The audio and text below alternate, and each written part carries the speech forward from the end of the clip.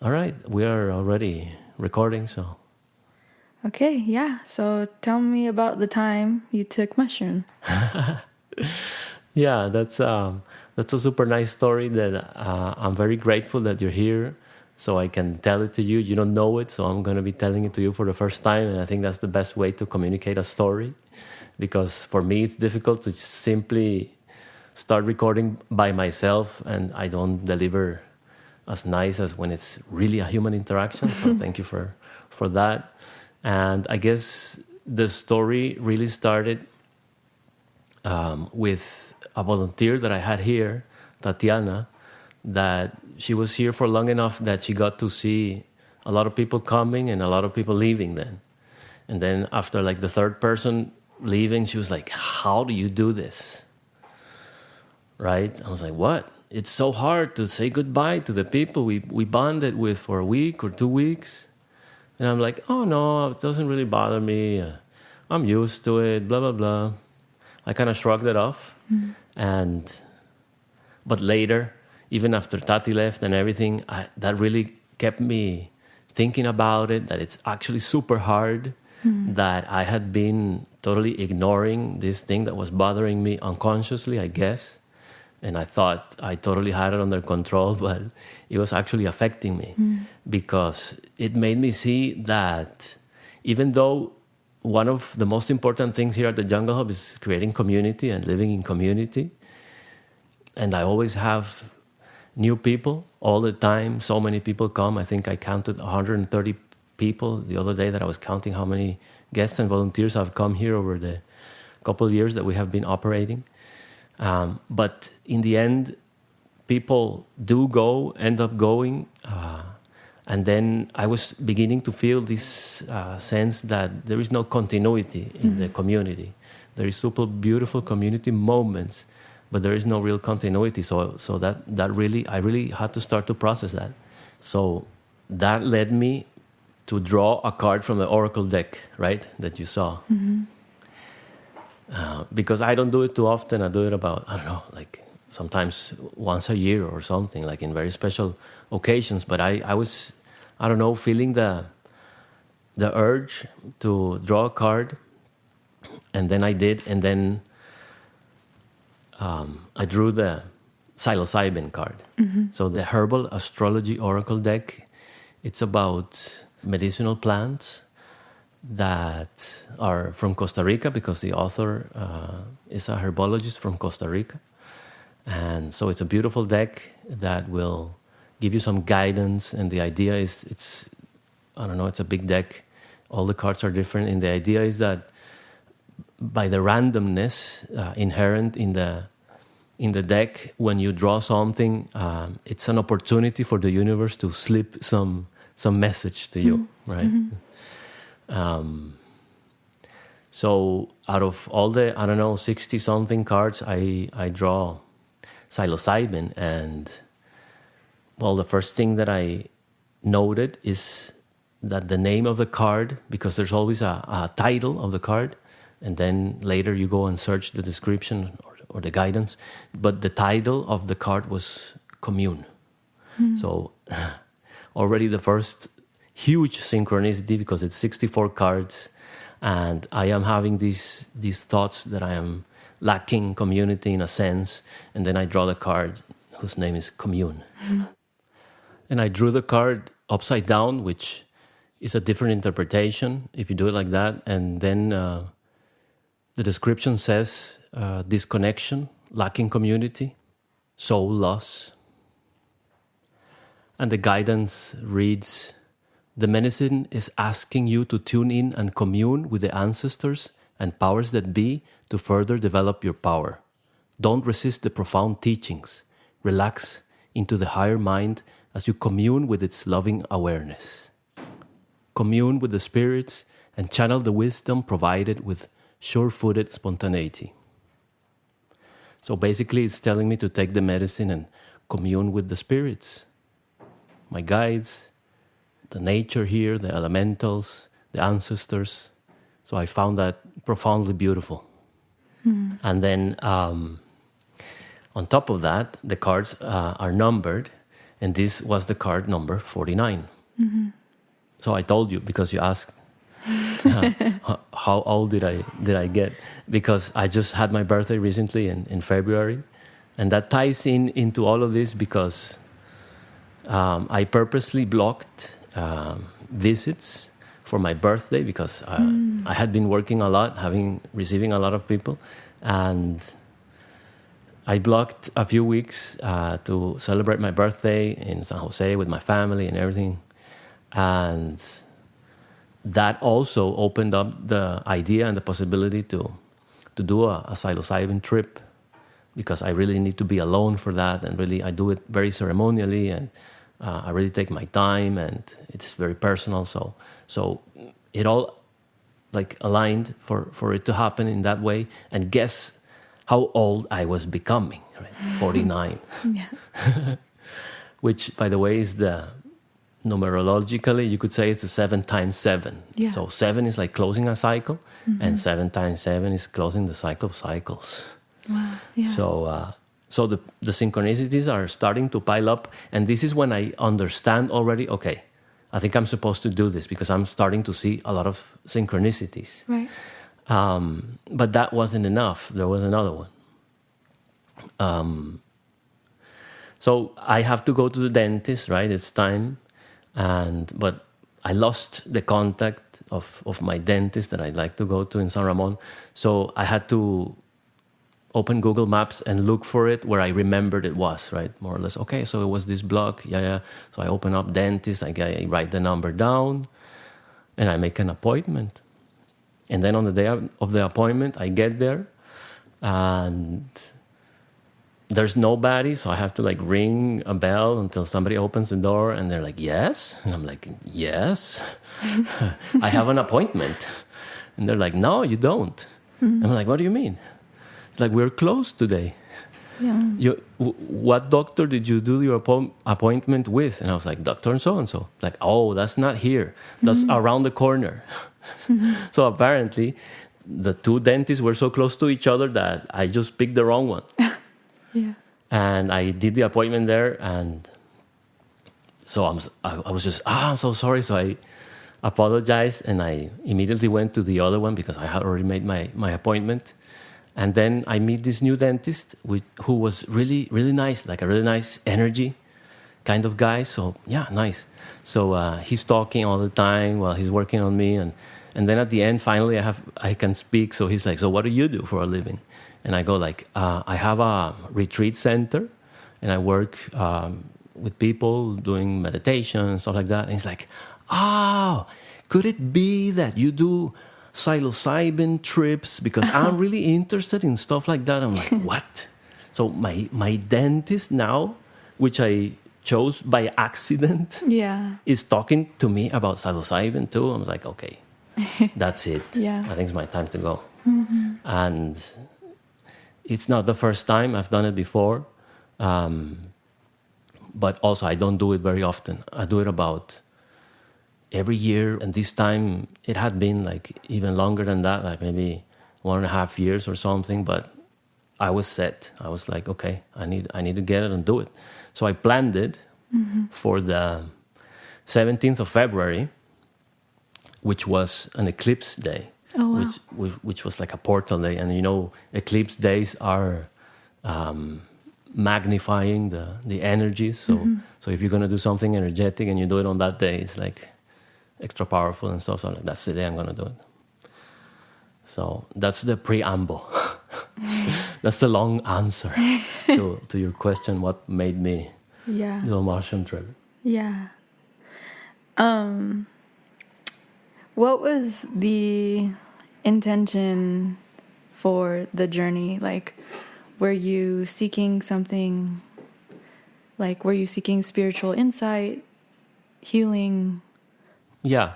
Well, I did draw the card from the deck because I was feeling this longing, unease about the community aspect.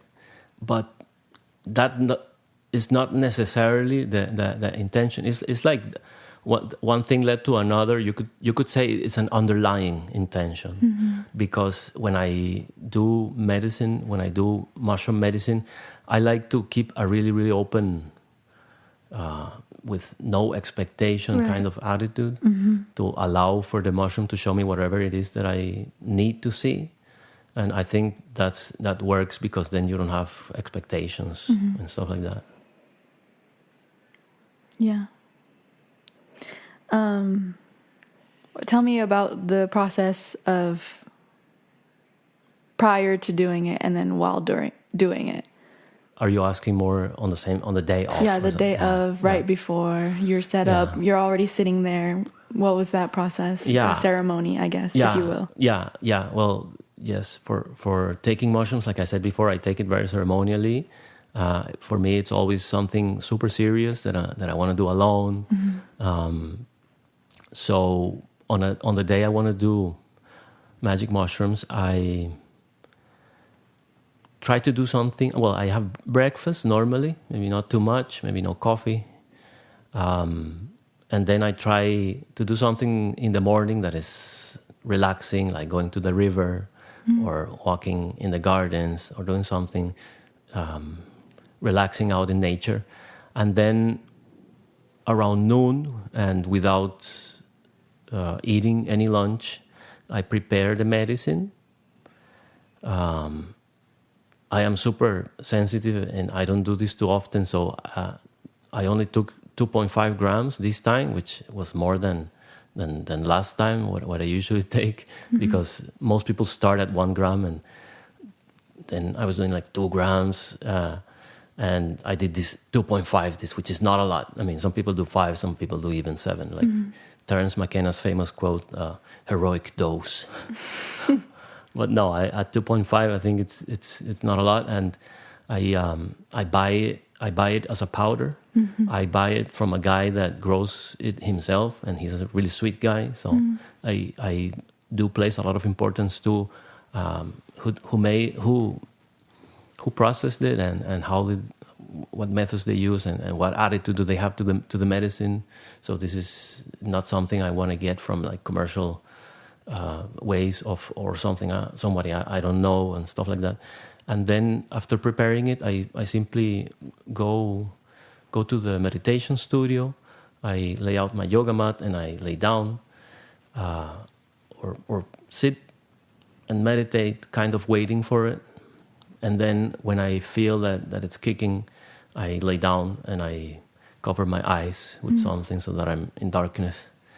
And then I let the first wave of it to hit me like that in a very sensory deprived environment, so I can really concentrate on it. And then as the trip progresses, then it's okay to like get up and go walk in nature and stuff like that. So that's the moments prior to the ceremony. And during, what was happening? What were you sensing? What did it feel like? Yeah, well, that's the big content then of this interview, because it was a message. It was a message, a very clear message that I was able to receive. And it all began with me beginning to presence this type of being that was, from what it felt like, immensely powerful, like undescribably powerful, like intimidating almost. And yeah, it was hard to grasp what it is that I was witnessing. I could only make out at the beginning 3 elements that were playing together, and the elements were geometry, or like sacred geometry, color, and movement. And all these elements were intertwined, and it was like this dynamic, powerful being that if I would focus, I would see all these intricate patterns and sacred geometry with amazing colors, similar to the colors we see at the sunsets here at the Jungle Hub, that are like, wow, what's the name of this color? It's amazing. It's like the most amazing combination of purple with orange in the middle, and the brilliance that makes it really stand out. And I don't know, like lots of colors. And then movement. It was constantly swaying. At the beginning, I saw it swaying. And then when I focused more, I saw that it was like more than swaying, it was really like dancing. Like I saw that it had like many arms that he would sway really slowly from one side to the other, and then with the other hand, like another brush over on this side, and then with another hand, like this kind of thing, and it looked like a beautiful dance. And the sensation was that whatever this was simply extremely powerful. Yeah. You said there were moments where you felt intimidated, I guess, by this being. What were the fears that were crossing your mind? No, there were no fears. There were no fears. I said almost intimidating in the sense that I didn't know how to interact with it, or if I could interact with it. But then I started to notice that it was possible for me to interact, or more than that, it was like I was trying to wrap my mind around what this was and trying to interpret what it was. And when I did that, I noticed that the figure was fading out, that I was losing the vision.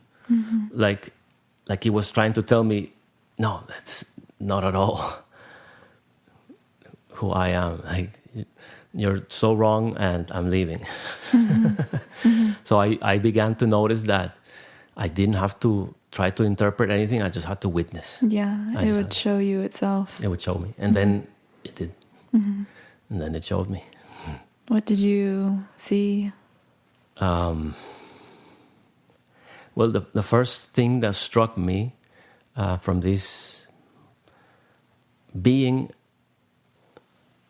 whom I started to call the natural intelligence, because the whole fuss nowadays is the artificial intelligence this and artificial intelligence that, and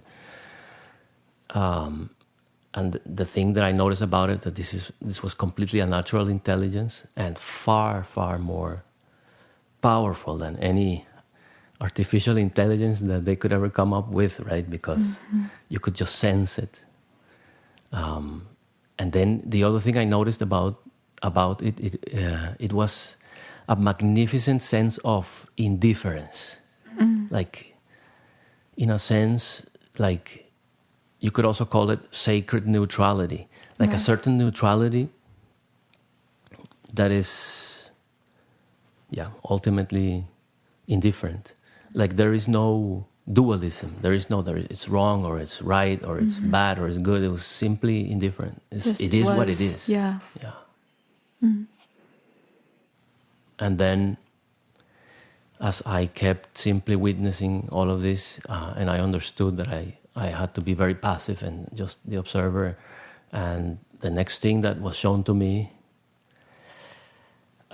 was that only this being exists. Nothing else exists. Like, truly existing, right? Only this being exists. Nothing else does. This being can inhabit living things like humans, animals, plants. But it's only that aspect of us that exists.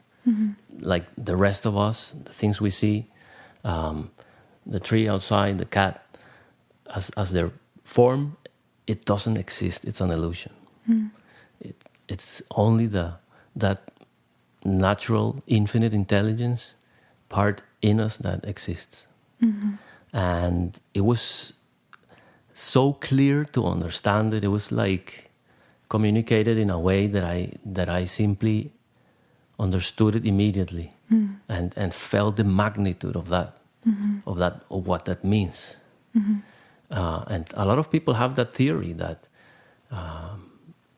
all of the things that we can see out there in the world, it's in reality like a projection, like a hologram that is made of nothing, just information. And ties in also with what other people that I follow explain, like we are in a sort of game, and we are playing this game, but it's all the game is composed of graphics that are simply data, right? And all of those very deep topics. So I understood the implications of this, because I also saw that this being in the movement of its arms, right? I was noting that he was creating like worlds, universes, whatever, in one's way, and destroying in the other's way, and so on, and with complete indifference.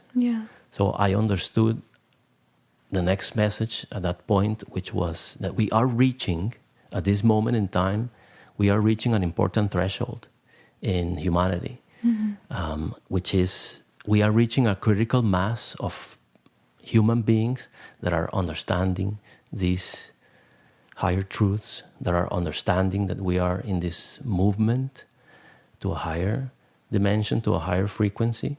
And apparently we have reached enough humans that have understood that the whole reason why this 3D, as we know it in its high density, was created in the first place.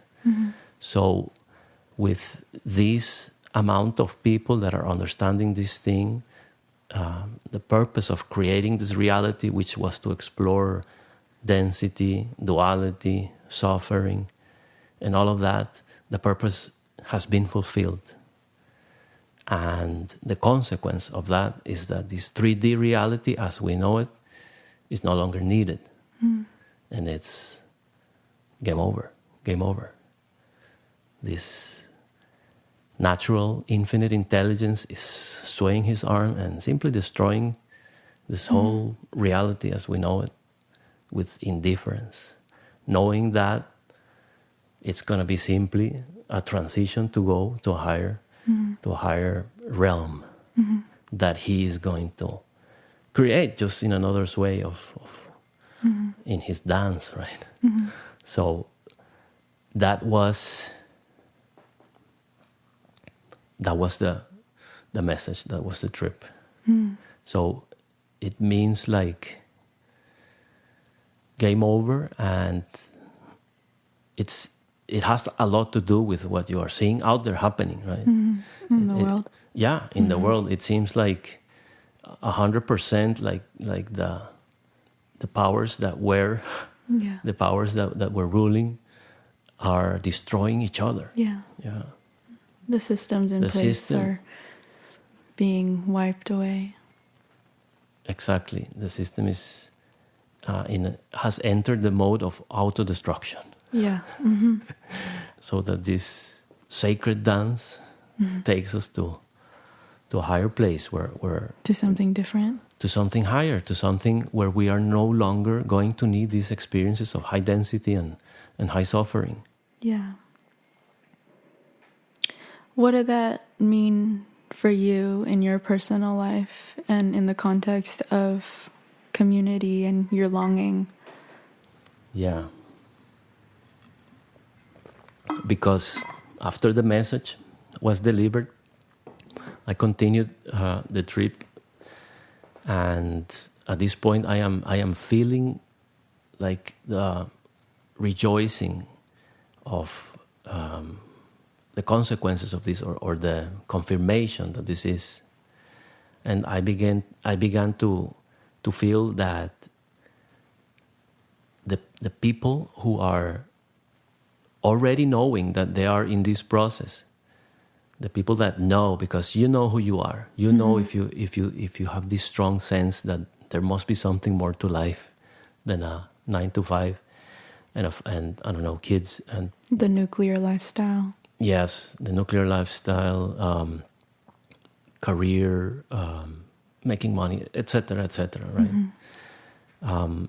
So you know who you are, and the feeling at this point in the trip was that we are going to begin to find each other, all these people, to meet, and the feeling was also from now on everything begins to happen really, really quickly,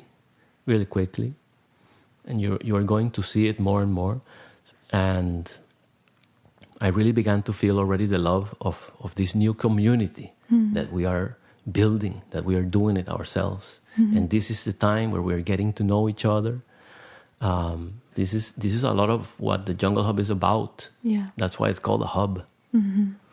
Just that we meet in the jungle, but it's a hub of all these kinds of people that have the feeling that something big is happening. And that's why here at the Jungle Hub, the conversations are so deep, and we do the meditation and the check-in and a lot of nice practices. And so I rejoiced feeling the love and everything that is going to happen from now on, which is to form this community of the new earth. So that closes the circle nicely. We go full circle. Yeah. Where the story began with this sense of lack in community, and the message confirmed me that it's all that it's coming. It's all coming. Happening. It's happening now. Yes, exactly. What did it feel like coming down from your trip? That is always super nice. That is always super nice, because that's when I go outside, and usually by then it's already sunset time, and the colors are super nice, and it's the best time to. So I just enjoy, and I was in a very peaceful mood, and still feeling the feelings of rejoice. Yeah. Did it make your sense of interconnectedness feel different? Totally. I totally felt I felt the individual people that are representatives, or that represent that new community. Yeah. Has it brought up any new questions that you're now asking for the future? I think it's always a continuous learning process. For instance, this whole topic, and I think I was saying this at yesterday's check-in, this whole topic developed later into the question of how much more can how much more new stuff can I learn and understand, and when am I really going to stop and simply process all of this, integrate all of this. So that did open up for the next big thing that I'm pondering right now, which is like I don't need to learn something new and understand something more. I think I have enough. I think I need to integrate. Right. Yeah. Can I add another synchronicity that I think might be kind of interesting maybe to you? Absolutely. When yesterday you were telling me about the prayer Ángel de la Guarda, right? De la Guarda, yes. Yeah. That's just interesting to me, because you were sharing your experience with your family, your sister, and sharing that feeling of, like longing for that connectedness as well with your sister. And you had told me that I had brought up that conversation for you, or that thought for you.